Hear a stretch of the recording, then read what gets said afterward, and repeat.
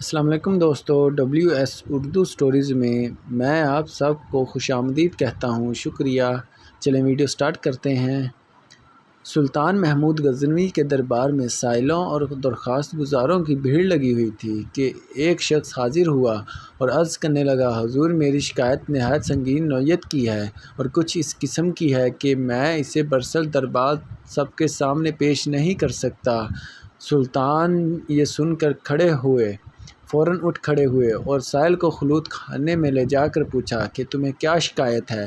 اس نے عرض کیا، ایک عرصے سے آپ کے بھانجے نے یہ طریقہ اختیار کر رکھا ہے کہ وہ مسلح ہو کر میرے مکان پر آتا ہے، مجھے مار پیٹ کر باہر نکال دیتا ہے اور خود جبراً میرے گھر میں گھس کر میری گھر والی کے ساتھ بدتمیزی کرتا ہے۔ غزنی کی کوئی عدالت ایسی نہیں جس میں نے اس ظلم کی فریاد نہ کی ہو، لیکن کسی جگہ مجھے انصاف نہ ملا۔ ہر کوئی آپ کے بھانجے کا سن کر چپ کر جاتا ہے۔ بہت جگہ سے مایوس ہو کر آج مجبوراً جہاں پناہ کی بارگاہ عالیہ میں انصاف کے لیے حاضر ہوا ہوں۔ آپ کی بے لاگ انصاف پروری، فریاد رسی اور رعایا سے بے پناہ شفقت پر بھروسہ کر کے میں نے اپنا حال دریافت کر دیا ہے۔ خالق حقیقی نے آپ کو اپنی مخلوق کا محافظ و نگہبان بنایا۔ قیامت میں رعایا اور کمزوروں پر مظالم کے نتیجے میں آپ خدائے قہار کے روبرو جوابدہ ہوں گے۔ اگر آپ نے میرے حال پر رحم فرما کر انصاف کیا تو بہتر ہے، ورنہ میں اس معاملے کو منتقم حقیقی کے سپرد کر کے انصاف کا انتظار کروں گا۔ سلطان پر اس واقعے کا اتنا گہرا اثر ہوا کہ وہ بے اختیار اب دیدہ ہو گئے اور سائل سے کہا، تم سب سے پہلے میرے پاس کیوں نہ آئے؟ تم نے ناحق اب تک یہ ظلم کیوں برداشت کیا؟ سائل نے عرض کیا، حضور میں کافی عرصے سے اس کوشش میں تھا کہ کسی طرح بارگاہ سلطانی تک پہنچ پاؤں، مگر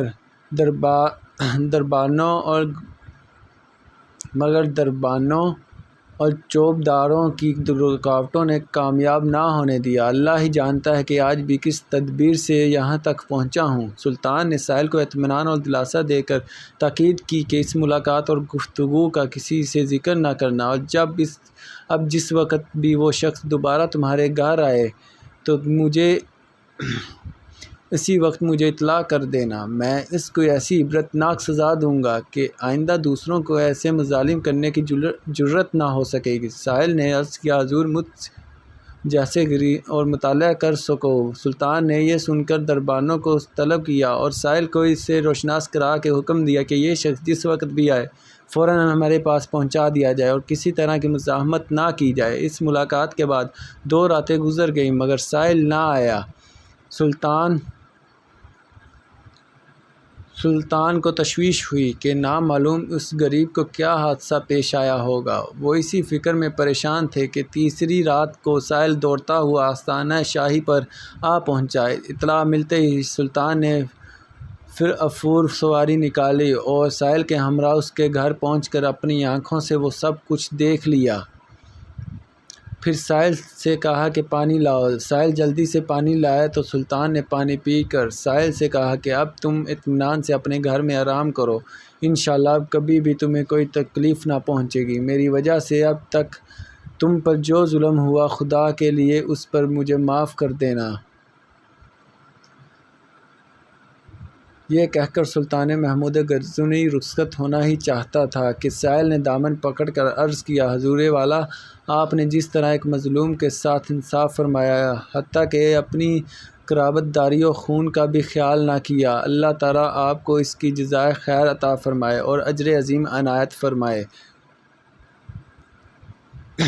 سلطان نے کہا، شمع غل کرنے کا مقصد یہ تھا کہ مبادا روشنی میں اس کا چہرہ دیکھ کر بہن کے خون کی محبت مجھے سزا دینے سے باز رکھے، اور الحمدللہ کہنے کا سبب یہ تھا کہ مقتول اپنے آپ کو میرا بھانجا بتا کر مجھے شاہی تعلق روب کر کے اپنی خواہشات نفسانی کرتا رہا۔ خداوند کریم کا ہزارہا شکر ہے کہ محمود غزنوی کے رشتہ داروں کا اس شرمناک بےہودگی سے کوئی تعلق نہیں۔ یہ شخص میرا بھانجا تو درکنار میرا رشتہ دار بھی نہیں ہے، اور پانی مانگنے کی وجہ یہ تھی کہ جب سے تم نے اپنا واقعہ سنایا تھا، میں نے عہد کر لیا تھا کہ جب تک تمہارا انصاف نہ کر لوں گا آب و دانہ مجھ پر حرام ہے۔ اب چونکہ میں نے اپنے فرض سے سبکدوش ہو چکا تھا اور مجھ پر پیاس کا شدید غلبہ تھا، اس لیے میں پانی مانگنے پر مجبور ہو گیا تھا۔ یہ کہہ کر سلطان محمود غزنوی اس کے گھر سے نکل آئے اور اپنے اس انصاف کی بدولت تاریخ میں ہمیشہ ہمیشہ کے لیے امر ہو گئے۔ ہمیشہ ہمیشہ کے لیے امر ہو گئے۔ تھینکس ٹو واچنگ دوستو، اگر ہماری ویڈیو اچھی لگے تو پلیز چینل کو لائک، شیئر اور سبسکرائب ضرور کریں اور بیل آئیکن کو ضرور دبائیں۔ شکریہ۔